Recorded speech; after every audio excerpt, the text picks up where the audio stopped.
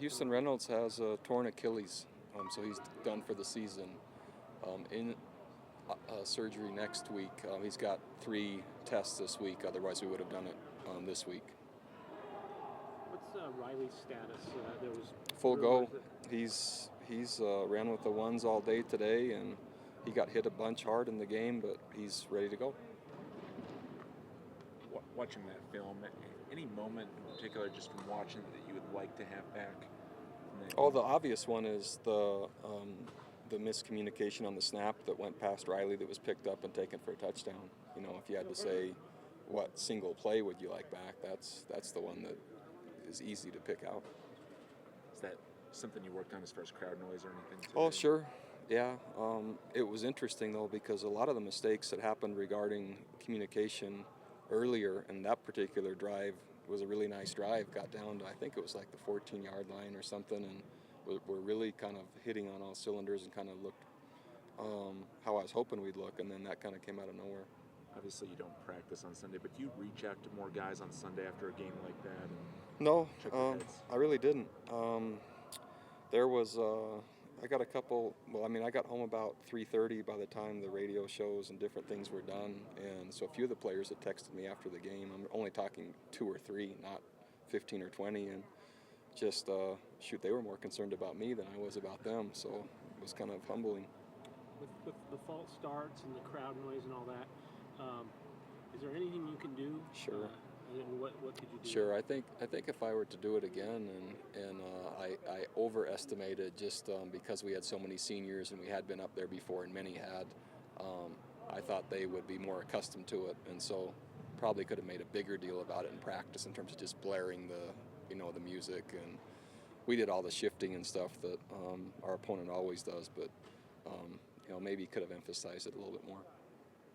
You've got all the seniors. Are you disappointed that you've had so many personal fouls this year as opposed to even last year? Not really. A lot of times the personal fouls are signs of aggressive, confident play, and I don't really think that's what is problematic at this point. There were more execution things in that game that I was more upset with than the other.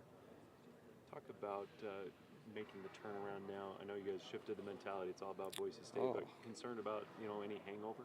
None. Literally, and it's really hard for anyone else to understand. As a coaching staff, that game already seems like it was weeks ago. We've put so much work into Boise State already that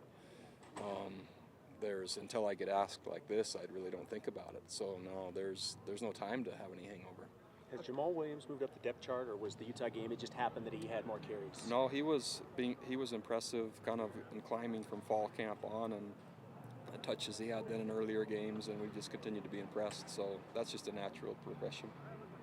You're not a fan of short weeks, but after a tough loss like that, is it a good thing to get back on the field? Sure, sooner the better.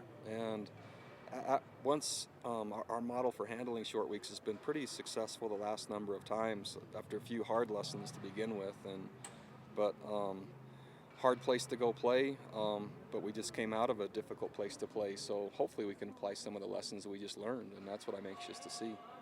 Specifically, what challenges does Boise State present? Well, if you think about just playing there, it's I think 57-3 is their home record, so hard to go in there and win. Fan support, culture, etc., probably similar to the environment we were just in. But then they're coached really, really, really well. The systems on both sides are very, very good, and there's mastery at what they do. And guys are raised in the system, so their execution is at such a high level. They have some players they're replacing, like the rest of us, but the systems are really good, and I think they're very confident on their home field.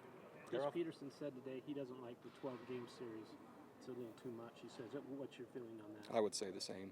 12 is, how in the heck do you know after 4 what's going to happen or who's going to be where? So, yeah, I think it's probably too much, and I'm sure I agreed to it. I don't remember when or how or under what circumstances, but, I reserve the right to change my mind on occasion.